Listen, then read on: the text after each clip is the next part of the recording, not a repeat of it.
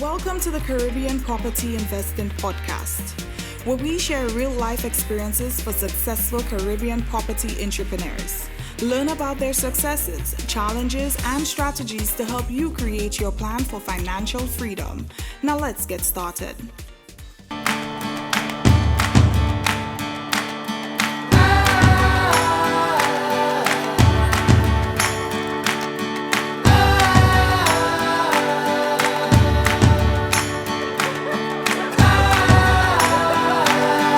Bank of St. Lucia Visa credit card for everyday people, everyday moments.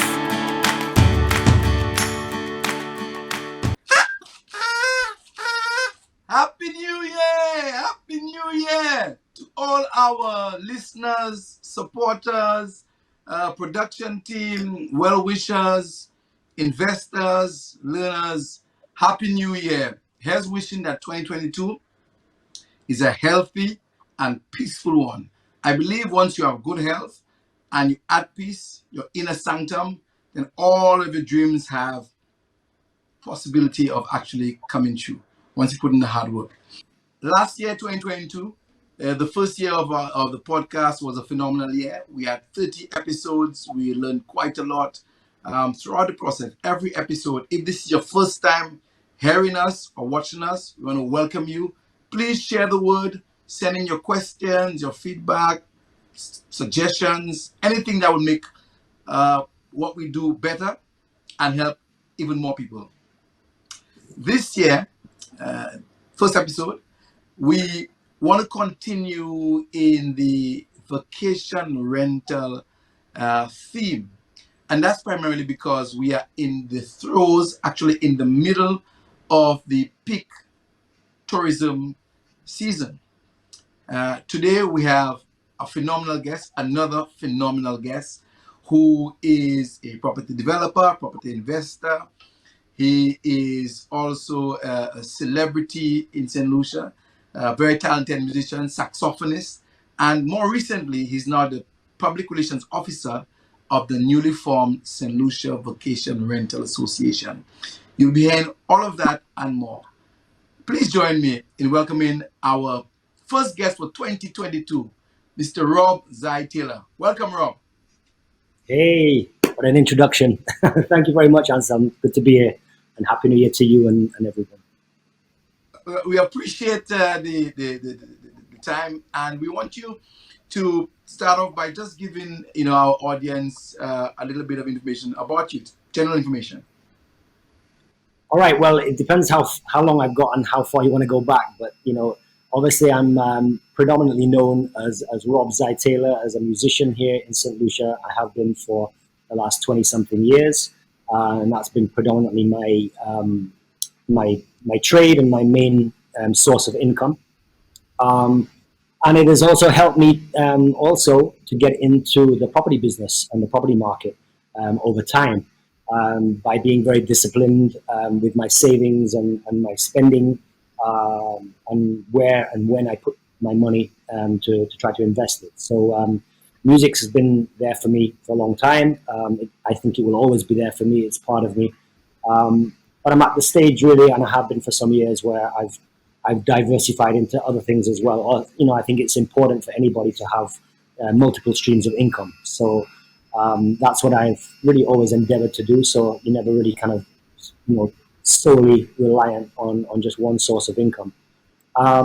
So music has been my thing. And then I'd say about 18 years ago, I bought my first piece of land. I always felt like when I had enough money for a 10% deposit, I was looking for property. So I'd saved and saved as and when I could, and I had my enough money. I won't say what, but I had enough money because I might want to sell it later. You know what I mean? But I had enough money as a deposit for a piece of land. And so I went hunting and engaged a number of different realtors, but one specific guy who really had his nose to the ground. And I found, the perfect piece. And it was one of those situations which I've come across, a number of times in life, and even more so now with what I'm currently doing as well. That it was important to make a decision pretty quickly and especially it was on a weekend to make it happen. Or else, you lose it to the next man. So that's really where my property investment started, and I plan to um, build a property on there and live and potentially rent it out. Um, and since then, I almost did. I drew plans myself for the ideal home that I wanted there. I got them technically drawn and approved at Ministry of Planning. Got it all approved, and I was pretty much ready to go and look for some financing to build. And then I happened to actually go walking on a Sunday morning with my daughter close to where we lived, where we were renting in Cap Estate. And it started to rain, so we ran into this house which looked all boarded up and abandoned, and to shelter. And I kind of obviously moseyed around a bit and had a look, and it looked pretty interesting. I called a few people that I knew might know something about it, and lo and behold, they did. And it was literally fate. I think it literally came on the market. I think within days of me actually making an inquiry. So one way or the other, to cut a long story short, I made it happen. And instead of the lucky thing was we were kind of financially ready to invest, and that's why we were going to build on the piece of land that we had. So I was still in a position then to jump on this property investment instead, just as quickly, because I was already in a position to borrow a similar amount of money. So that was it. So we bought this property. It was an older house owned by an American lady, a very old American lady, for the last 17 years, and she just wanted to sell, and made it home. And it was just one of those, getting into property as well, and being in property, to be honest, all my life, because my parents have always traveled and bought property. That's why I'm here in St. Lucia, in a sense, as well. That you always walk into a property, and you feel that energy. You get it, whether it's a piece of land or a house or something. You just know it's the right one, and you go off that gut feeling. And that was the case with this house. So I spent the first few years renovating one side of it. I had a vision in my head of what I wanted to do with the property. My intention was to buy something in the north of the island that had potential for a vacation rental, it being obviously in a touristy area. And that was my intention of why I bought and where I bought. A couple of years later, and again from growing up in that building life, the earlier years of being on a farm in the UK to traveling to France. My parents bought an old chateau in the south of France that we spent our summers down there renovating. To the homes here in St. Lucia, I've been used to building. I've learned a lot from my mom and dad in building and interior design and things like this. So again, being a creative, it was quite natural to me to, envision this project and what I saw as the finished product, and build it. So I spent my days from early morning, sunrise to quite sunset, working there with a few guys helping me out, and then sometimes rushing in the middle of the day to go and play a wedding at Sandals, and then dropping them in Grosley in the evening, and then rushing to a gig in the evening, and doing that 6-7 days a week, sometimes 10 to 14 gigs a week. I was hustling, and I worked really hard to make it happen. And that's why I respect the music, and I respect what little of an industry we have down here within the hotel side of things, that it can earn a decent living. And if you're serious and disciplined enough with your money, and ambitious enough to, I think that you can achieve really great things and be very successful, and so, going back to the property, over a couple of years, I finished one side of the property, and it's a 2-bedroom, 2-bathroom villa. It's got its own separate driveway, and it's called Villa Zatara. Where did the name Zatara come from? A lot of people ask. Well, I've always been somebody to collect driftwood. I love driftwood. There's never a beach I go to without picking up. It could be a small piece of driftwood. It could be a tree. So I ended up watching the movie Count of Monte Cristo, and the Count got washed up and picked up by pirates calling Zatara, which in Italian means driftwood. I think it's pronounced differently from my Italian friend's correction, but that's how I pronounce it. So it's called Villa Zatara, and there's a lot of accents of driftwood all over the place. So So I developed a business as well as my music career continuing and doing what I was doing. My other time was spent now doing vacation rentals and developing my website for it, attaching, creating listings on other other websites like VRBO, HomeAway, Airbnb eventually, and building a business up like that and really managing it ourselves personally. And that was I think one of the biggest, um, the biggest draws about it now is now, the reviews. We were very serious and particular about our reviews and pushing and encouraging guests with the reviews, because that is your goodwill of the business. That's what keeps you going. That's what keeps other people coming back. Very much so in this line of work. So that was that with Villa Zatara. And we literally lived on the other side in one bedroom on two mattresses on the floor with no tiles on the floor, no paint on the walls, acros in the kitchen for years. For years, that's all the kids knew. That's all my kids knew in their childhood. Yep. That's how we lived. So one side looked like a bed of roses, the other side looked like a bed of cement. And that's where we resided. And it was okay because it was our house. Rob, sorry to stick up in here, but So, I always said that when we do these interviews, it's so easy for us to gloss over some of the not so sexy, not so attractive, not so pleasant parts of the journey. You said that you were sleeping on the floor with the kids, mattresses for months, but your family were together. no, years, And years. it's easy for somebody to just forget about it, but that's really inconveniencing. That's a challenge that you would have had to be prepared for. What other challenges did you face on the project? Well, I mean, that's a very good question, and I can give you quite a loaded answer, really. But the challenges start with financing. I would say, as you know, I'm a musician, and everybody knows that. And there aren't many musicians in a sense that can go to a bank and ask for a loan, especially not a property loan, very easily. So it was important and apparent to me from very early on that I actually formed my first company, RT Music Inc., in 2004.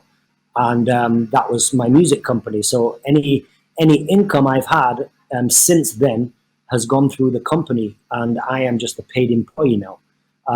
So really, from a bank's point of view and a lending institution's point of view, they are just really interested in the black and white, and they're also interested in obviously your consistency, your discipline, how frequently you're saving, how you're growing financially, and how you're spending your money. So this is really what it was about. So that would always be a challenge, and it still was a challenge. Don't get me wrong, because I'm a musician, and yes, this is a situation, but they literally go over you with a fine tooth comb. And I must say, my experience over the years with banks, I wouldn't say has always been pleasant, which I'm sure is a story for most people. But it's difficult. It's very difficult. They don't make it very easy at all. And it's really about, at the end of the day, the person you're dealing with at the bank, who your contact is, who's the person that's working with you and helping you out. Because you get some people that are very helpful, and you get some people that are just not. And I've had both. And things take a long time. I mean, I'm in the property business now anyway, as in real estate. And so I see both sides of the fence. And it's very difficult. The ease of doing business here is very difficult. The ease of a young entrepreneur, a young person trying to make a better way in life is very difficult. And you need a lot of guidance and even more patience, Where did you get the advice, even as a budding musician, to one from the company, and two, to pass through all of your income through it, to create that track record and that history? So when you're ready to deal with a bank, they would have some sort of reference of your income earnings over a period of time. Who taught you that? How do you know? Why did you do that? Okay, let me first say my formal education pretty much ended at A-level college. Okay, so I don't have any other education other than A-levels. So you can make it happen. You know, you don't have to have a university degree. I wouldn't not advise it. My kids are at that point now where they're going through it, and I think even if it's just the experience alone of university and college life, that it's vital, you know, for growth. I've grown up around my parents my whole life and been involved in what they've been doing their whole lives in business. They've involved their kids very much in whether it's my mother's fashion clothing stores in the UK and sitting there till midnight tagging up stock, going with it to London and Manchester and buying stock from the wholesalers, helping with marketing, doing voiceover jingles, decorating a store, building, farming, you know, all of these things, and also being privy to, you know, finances in the house and what they go through too. So you learn that way in real time and in real case scenarios. So I've not really had any formal training, but you know, I seek guidance from people that I know that could help. You know, I mean, some advice is free, some advice is not free, and obviously you try for the free advice first and see how far it gets you. But you can't be afraid to pay for some advice too sometimes, depending on where you want to go and what level you're at. So it's important, you know, to have good, solid advice. And it's important, well, like I tell my kids, whether you're buying a car or you're buying a house or you're deciding which college you're going to or where you're going to live, where you're going to live, which country might you live. These are life-changing decisions, and they should not be made on a whim. You know, you should really thrash out the pros and cons of everything and role play situations out before they actually happen, so you know this is what you want and you can handle it. So when it comes around to the like you said about the bank and lending and everything, it was important to have obviously at least 3 to 4 years of accounts for my company to show, you know, income and expenditure. So that's what the banks want to see as a company, where my money is and how reliant and reliable my sources of income are as well. So all of these things you have to prove, and you almost have to give blood, you know. That's as far as it goes, and it's quite a frustrating process, you know. And on top of that, we hear the stories. Those stories. Sorry, we hear the stories all the time. And you said something that was very, very important. It almost, your success is almost largely dependent or greatly dependent on your point of contact or your point of reference at the bank. I will tell you that you have a better chance of being successful if you use Bank of St. Lucia, our partners. And I've done all of my business there primarily, 99%. But you're right. The person that you have as your loans officer will determine how smoothly, how successful you are with your project or your financing, and how smoothly your project will go. Because if they're not interested, you'll have a tough time. But you have to continue. Sorry, Rob, go ahead. You have the challenges. Yeah, so you know, as far as the banks are concerned, you know, you have to show them that you have consistent income and you're serious and you have good, you know, you're in good health, you know, because you have to have insurance, and these are the things that people overlook in terms of what monthly expenses you're going to have, because insurance is not cheap, and in addition to your loan, which really money is not cheap here in St. Lucia either, and it hasn't been. It's become a lot more affordable in the recent years, but for the most part of my first mortgage before I refinanced, in fact, all of my first mortgage, of the 15 years of my first mortgage, my interest rate was 7.5, and you know, people will drop their jaws if you tell them that in the UK or the States, because they're paying like 1% and 2%, you know. So in addition to the high mortgage rates you've got to pay, you know, you've got insurance, you've got medical and life insurance to pay.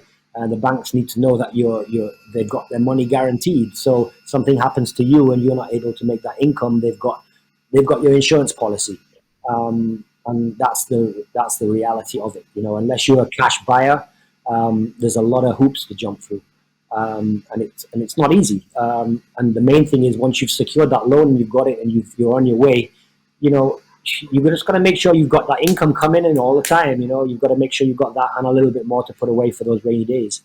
So those aspects of things are challenges. In terms of building and everything, what I had a problem, I had a problem with when I was building. Obviously, I lent money to build now, or do renovations on the house, I should say. And the funny thing was that the loans officer who would come and inspect after the first disbursement of the monies couldn't really believe that I'd stretched the money that far. And I'm trying to make them understand with their white collar and sitting in their office because they're not there on the ground and they see what I do, that I've cut out the contractor. I am the contractor. This is my house, but I am the contractor. So that's a huge amount of the money that would be profit for the contractor is now put into the building because I'm doing it. 20%. And 20%. 20%. At least.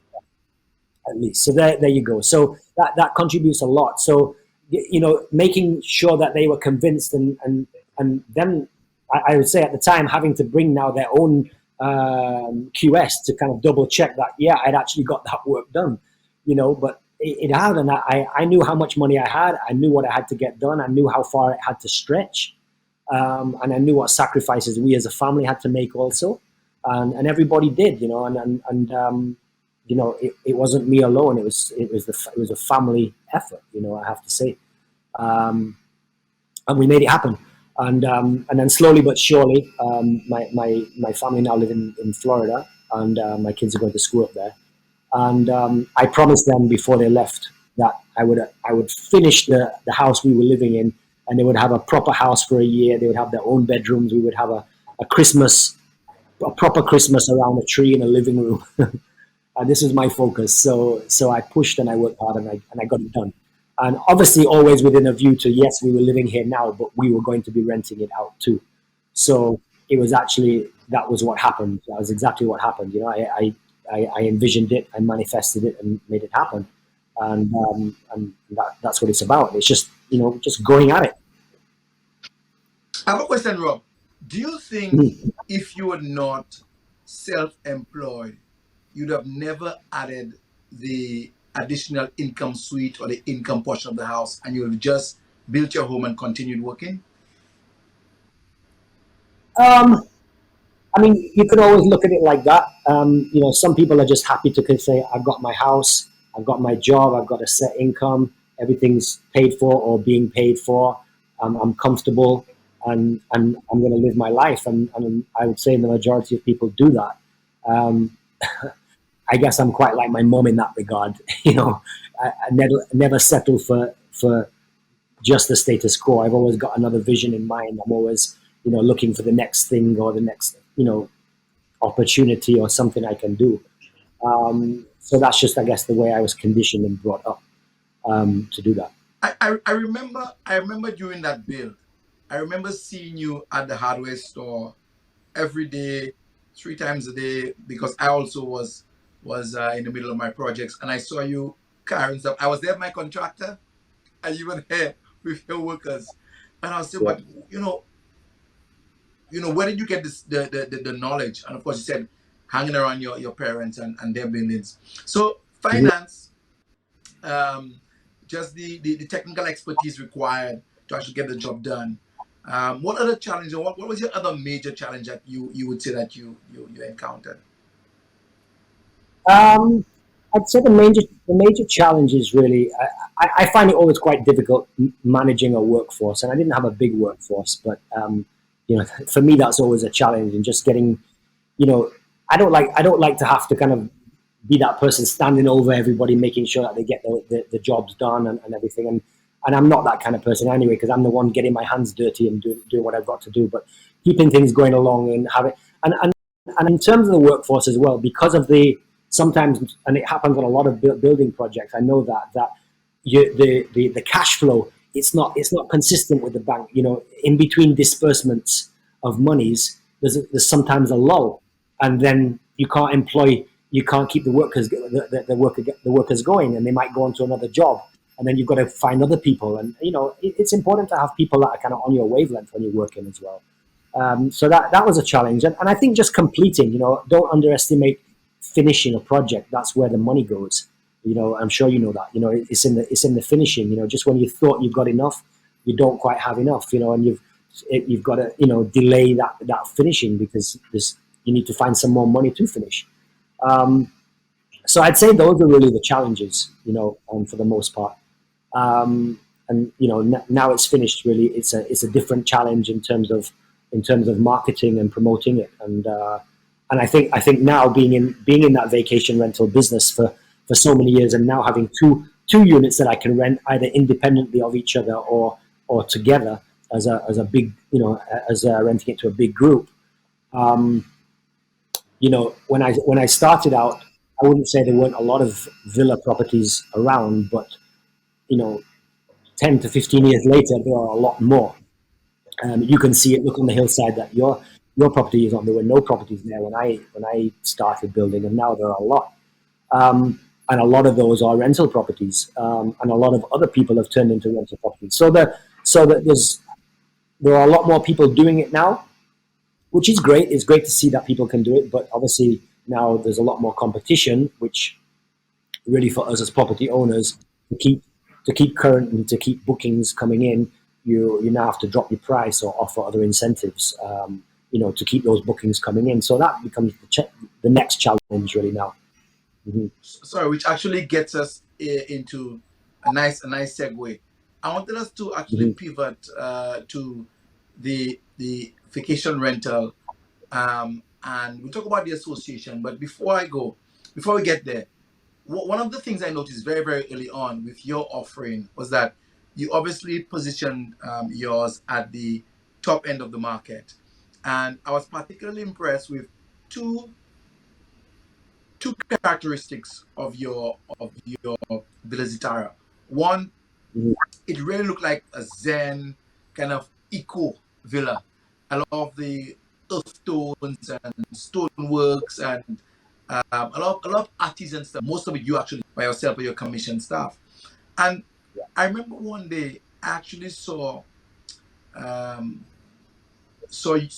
and we spoke about some of the additional, incremental or additional revenue streams that you actually offered or you actually generated, which was through by offering like massages, a chef to come in, and I thought that was really, really, really creative. So just walk us through some of the thinking, your thinking behind one, where you position it at the time, and the additional income streams that are available to anyone actually going into the short-term rental business.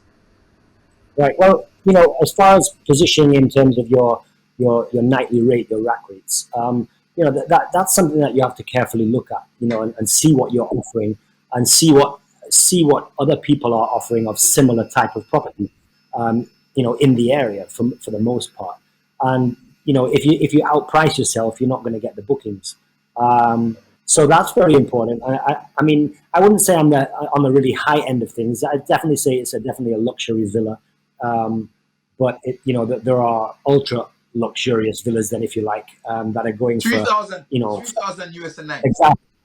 5 times more than I'm asking for on a nightly basis. So exactly. So you've got to really well price yourself and make sure that you are within the pricing bracket of what your villa reflects and what you offer. And even more so now because it's become very, very competitive of what people are offering.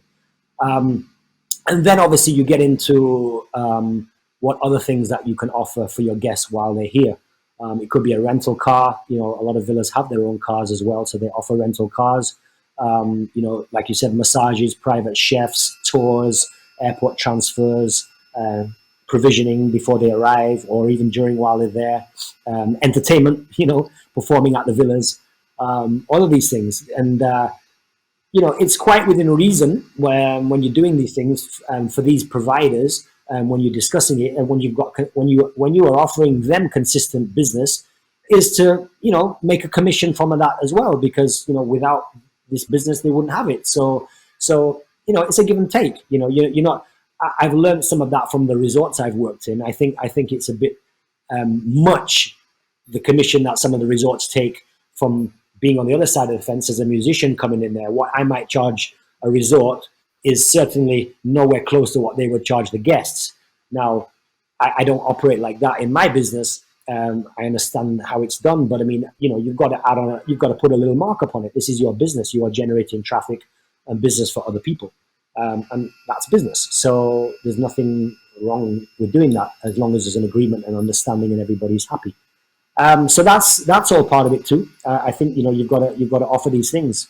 and it helps your business grow. You're providing more things for your guests to do when they get here, more things for them to talk about, and it's all about just giving that satisfaction, that traveler satisfaction when they hear that they're going to talk about your villa and how hospitable you were and what you offered, and even more so about how great St. Lucia is as a destination to come to. Something interesting and I guess pioneering, groundbreaking has happened in the last year and a half. We were at the original meetings, the very first meeting, where we discussed the idea of getting some representation as vacation rental property owners. Perhaps you could share with us what the association is and some of the objectives.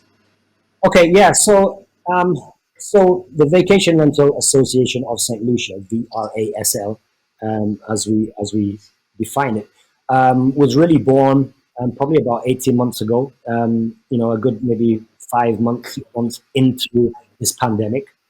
So that was probably like the middle of 2020.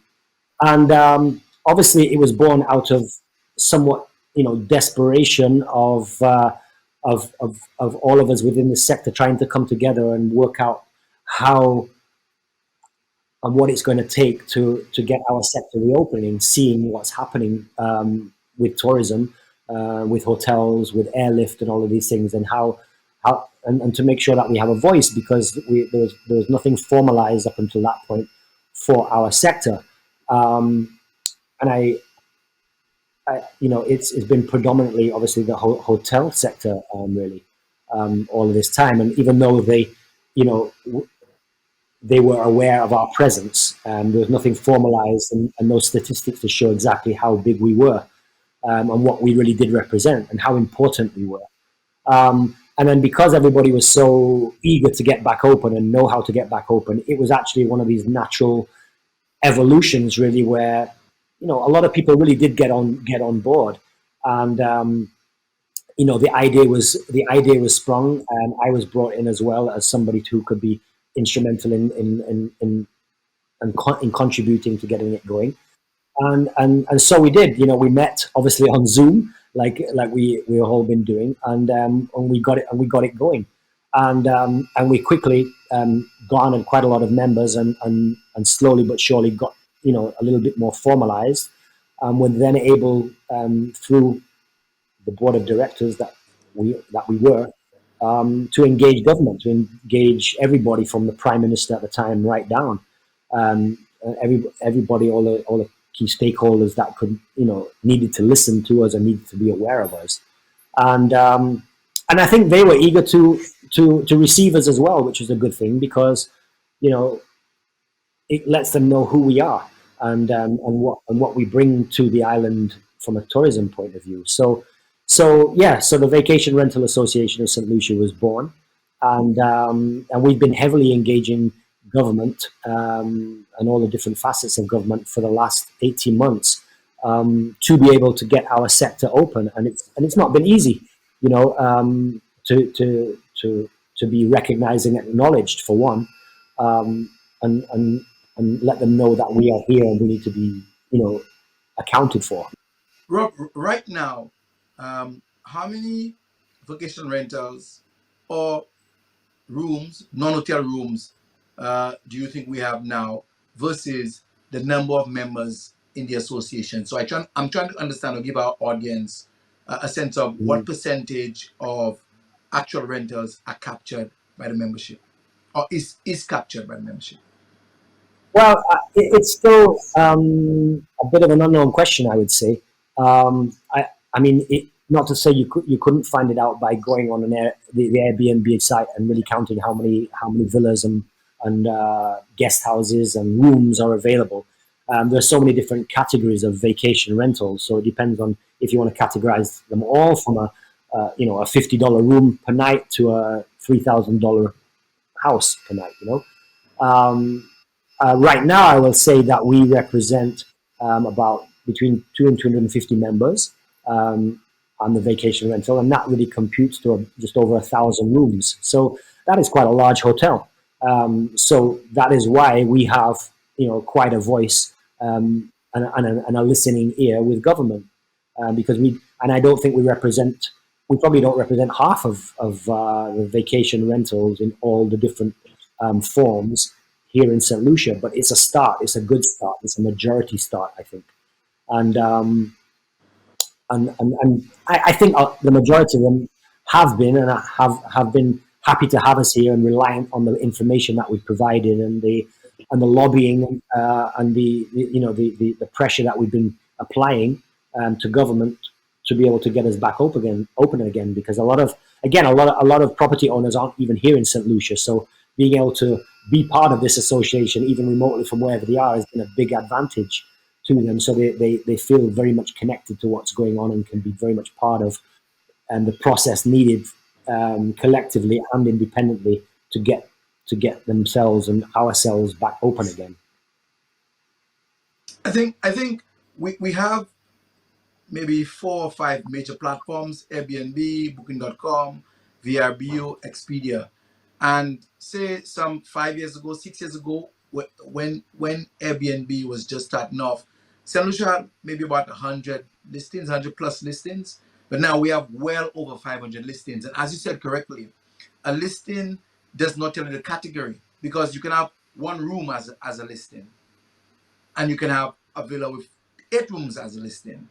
But what's important is that it's now been recognized as a significant contributor to tourism arrivals. And I believe that there is empirical evidence that shows in the last 4 years, the growth in our tourism arrival numbers is in large part, maybe 30-40%, directly linked to the growth of the vacation rentals.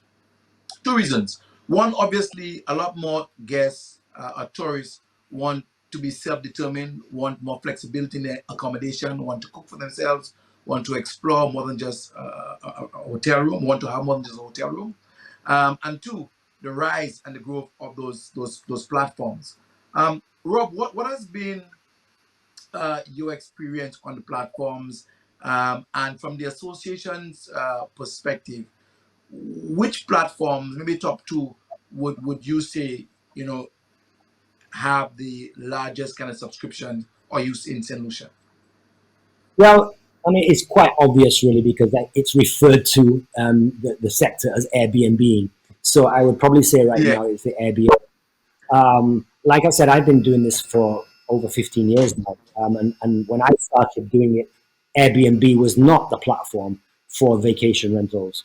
Airbnb was more known for, if I'm visiting a city and I want to stay in somebody's room because they're renting it out for a few nights, I can do that. And anything really under, $100, that was what Airbnb was about. So at the time, I would say it was more about HomeAway and VRBO and these companies, which have now merged. They were a bit more dominant in the vacation rental. Since then, Airbnb has definitely grown. More people have latched onto Airbnb, and bigger properties have latched onto Airbnb.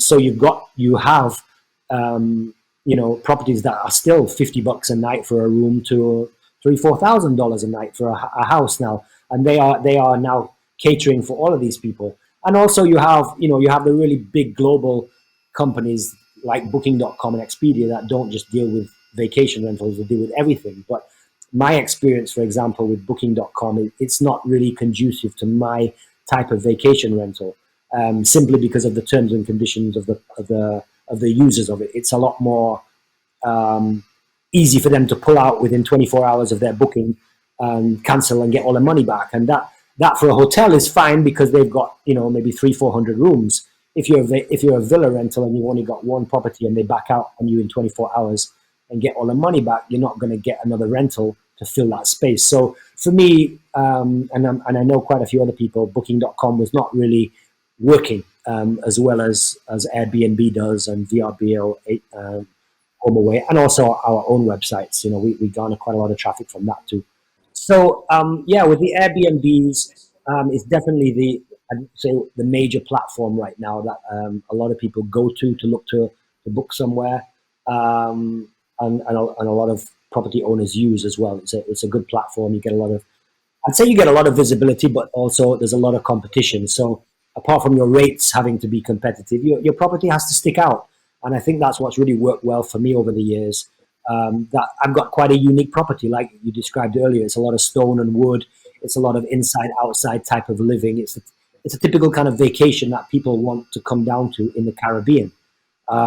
In staying at the villa, they don't want to stay in a cold, concrete, nondescript type of property necessarily. They want something, that's got a little maybe quirkiness to it, and Caribbean style. So for me, and I will say, for the first maybe 10 years of my listings, what worked for me actually was the photos sold it, obviously.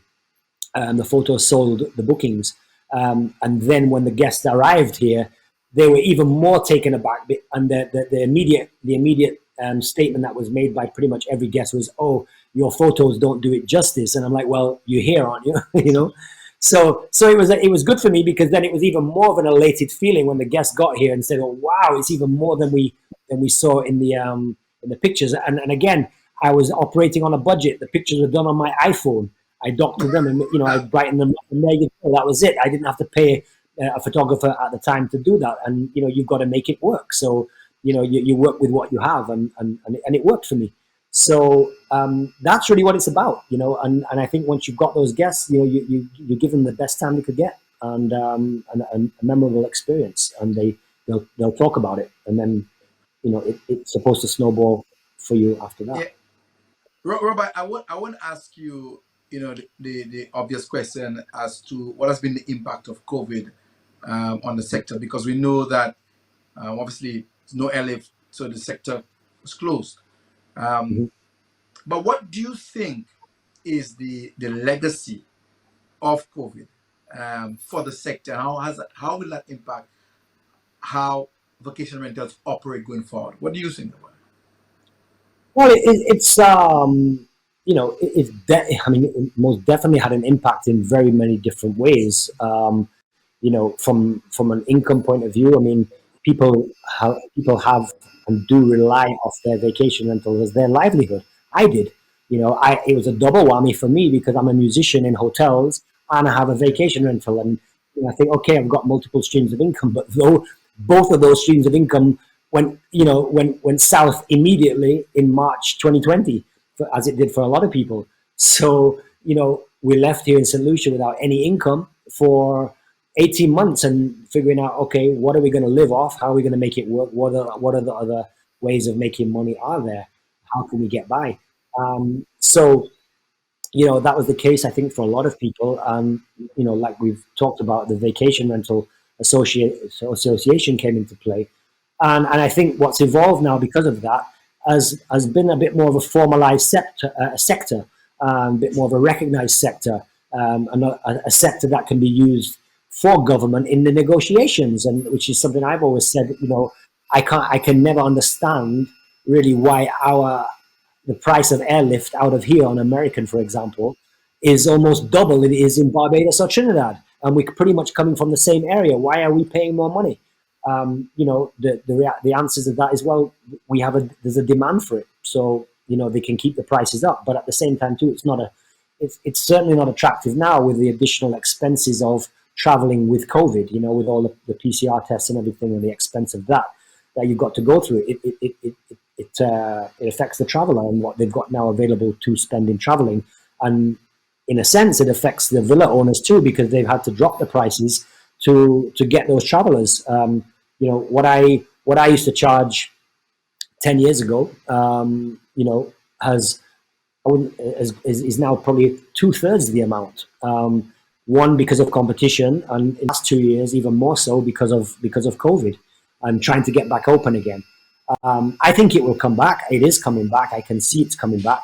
I think if this fifth wave passes, as people are expecting it to do, kind of come in and out and create a bit more of a herd immunity because more people are going to get it, I think it will hopefully serve as a catalyst in getting the economies back open again and getting people back to work and people back traveling even more so. We've seen it, definitely this season. I mean, I think for December through to March, a lot of vacation rentals are full. We're seeing that the flights have been full. The hotels are full. Everybody's getting a piece of the pie again. We're getting back open again. Everybody's getting back to work, and this is obviously a domino effect for everybody because the vacation rentals can now get back open again. So the housekeepers, the gardeners can get employment, the pool guys, the taxi guys, the restaurants, the private chefs, the rental car companies, all these things really directly rely on our sector becoming open again, a lot more so than than the hotels, for example, because with a majority of all-inclusive options to stay at, there's no reasons for these guests to go out. So therefore, restaurants, rental cars, these kind of things, they don't use still without our sector. So I think it's been very important for us to be able to get that open and recognize what COVID has brought to us. And like I said, it's formalized our sector.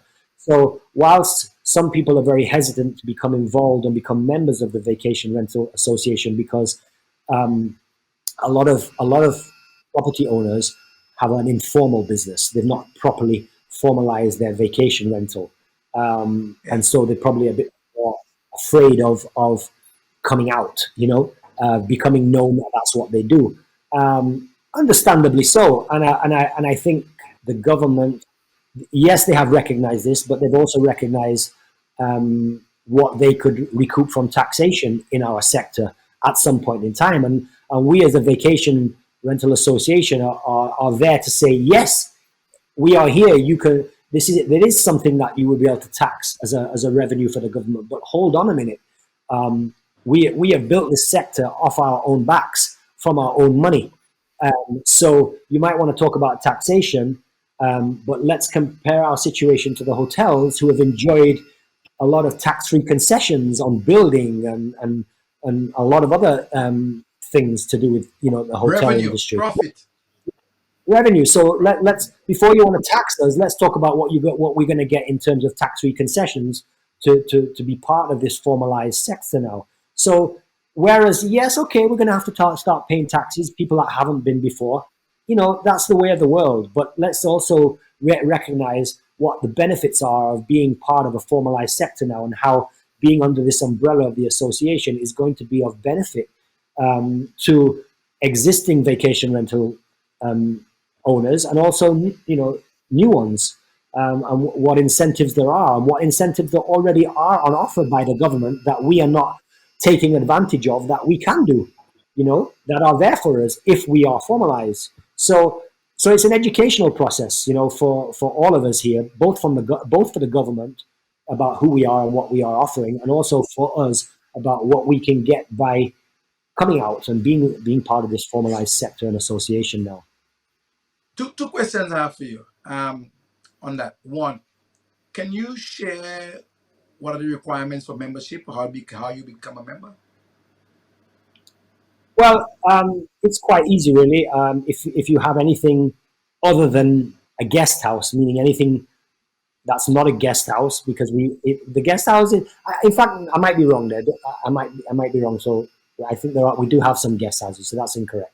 But really, we don't represent hotels. So whether you're renting a room, or you're renting a side of your house, or you're renting a cottage in your garden, or you're renting an entire villa, or you're renting a number of villas, be a part of you can be a part and a member of the Vacation Rental Association. So it is open to all of these people that fit into that category. We can represent you.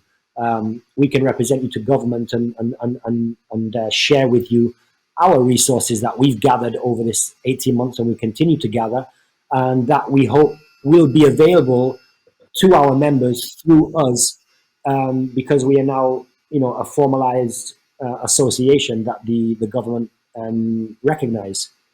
So yeah, I hope that answers the question. And the second question is, do you think that what St. Lucia has done can be modeled in other islands? You mean in terms of the Vacation Rental Association? Well, I think it probably is already. I am sure that, just like tours, we've got some tours or T-shirts. We've got Welcome to St. Lucia. You've got Welcome to Dominica. It's replicated in all. So whether you're buying the only thing, well, I won't say the only thing, but we have our pitons that's unique to St. Lucia. But you know, the tours, the zip lines, they're in a lot of other islands as well. The ATVs, whatever. So I'm sure that there are these associations developing or already established in the other islands, and I think also that we can learn from them and they can learn from us about what we've done right or wrong, and grow like that, because we are a sector. However, like I've said, for especially in this last 2 years of the pandemic, it's important to see what the other islands are doing in terms of the way they've gotten open. Um, and if it's not broken, don't fix it. But let's just get on with it, because at the end of the day, each island is in tourism, and each island is its own business, and each island is trying to market and attract tourists from overseas to their island. So, like with any business, there might be a number of businesses selling the same product, but they may be their own little secret marketing, um, you know, um, methods, and approach to doing things that obviously they're not going to share or not going to make apparent until they're already doing it. So, it's all well and good to research what other people are doing, but it's important, and this is what we've been trying to stress as well with getting back open and getting St. Lucia back open and welcoming tourists. Is let's get on with it. There's a lot of there's things. I was part, for example, I was part of the introduction of the bracelet.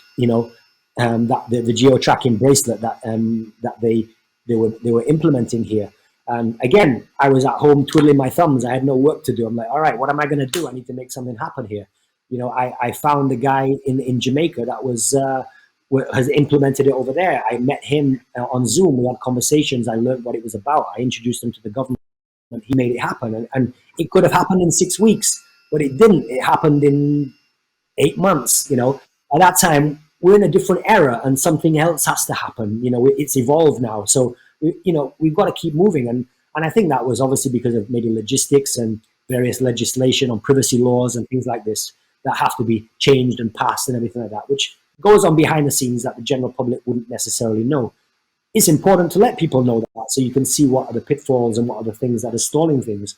So that's important. But, these are the things that hinder progress. And you can see in some of the other islands, they've made it happen a lot quicker than maybe we have. So it's important all of us do our part and wherever we can to contribute and make it happen, because, I go behind the philosophy of one hand can't clap. We've got to get in this together. We've all got to kind of contribute what we can to get open, because all our livelihoods depend on it, when it's to do with tourism. Now, one of the reasons I asked that question about the value of it being replicated in other islands, and you quite rightly said, I'm sure they probably would have had some representative bodies already established. In my mind, I can see the Caribbean Vacation Rental Association being a sub-segment within the large and powerful CHA, the Caribbean Hospitality Association. And ultimately, I'm thinking, Rob, that the Caribbean can have its own platform. So the revenue goes back to the Caribbean. The commission will give Airbnb and VRBO. The revenue goes back to the Caribbean, and that fund that develops the industry overall, whether it's sustainable tourism, more environmental management, environmental protection. So that's just one idea I think that can come from that. I want to wrap up now. You said one of the key accomplishments of the Vacation Rental Association is that now you have one body that can represent the interests and the rights of vacation rental association, vacation rental owners, because the hotels and that sector already had theirs. Certainly, I believe that without that adversity, life and death, as you said, it would have never happened. as an optimist, I would have always wished that people could just come together and say, guys, we are disparate operators. Let's come together and let's pool our power. But it didn't happen until everyone lost their bread, essentially. But I'm still happy that it has happened. My question to you: what do you say to our listeners and viewers watching you and hearing your 15-year journey as a vacation rental owner? How do they get started, and what advice you have for them?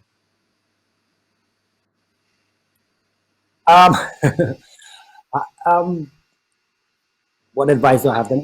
It's really you've got to have a vision. You've got to have a lot of drive and ambition, and a lot of stick at itness. You keep it going. It's not an easy road. If it was, everybody would be doing it.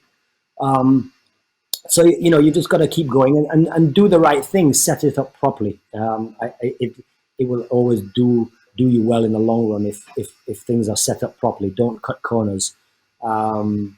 As I always say to my son, don't half-ass it. Do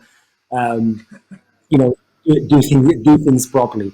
And yeah, why not? I whether it's music or it's vacation rentals, I always encourage people to do it. Get into something yourself. You start small and grow. You can't. Don't hang your hat where your hand can't reach.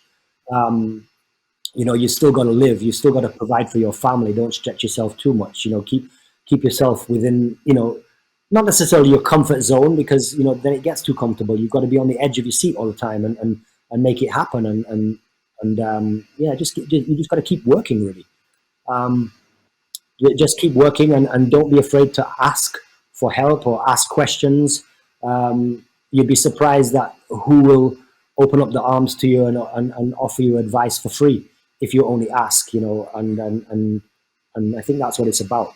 Really, just believing in yourself and going for it, and don't let anything or anyone prevent you from doing it. Okay. Wow, Rob, thanks for that. You said something which we've said before, and that is, I've never experienced rejection from anyone I've approached and asking about property. If someone's on a project, I come to ask them. I've never ever been, chastised, get off my site. That's never happened. And maybe because we're in St. Lucia. But I'm sure Jamaicans, Chinese, Bajans. You're a very likable guy.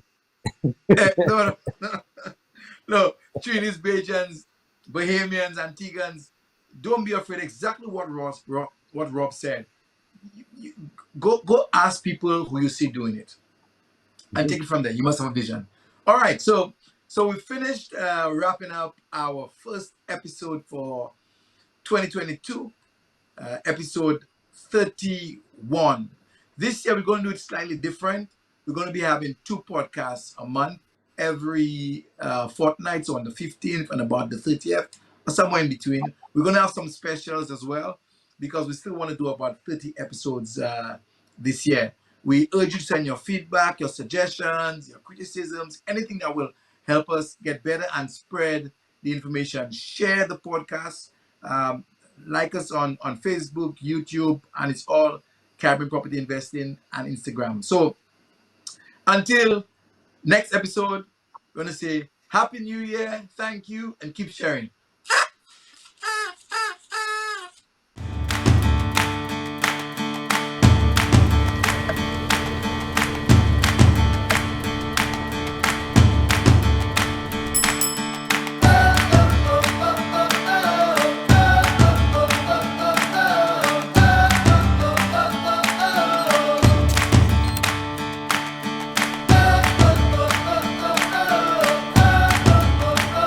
Congratulations and thank you for tuning in to the Caribbean's first property investing podcast. We want to help Caribbean people create wealth and achieve financial freedom through property investing. Our show provides general advice based on personal experiences and is for educational purposes only. For more information, resources, and past episodes, visit us at CaribbeanPropertyInvesting.com. Remember to click the subscribe button so you never miss a show. Let's go.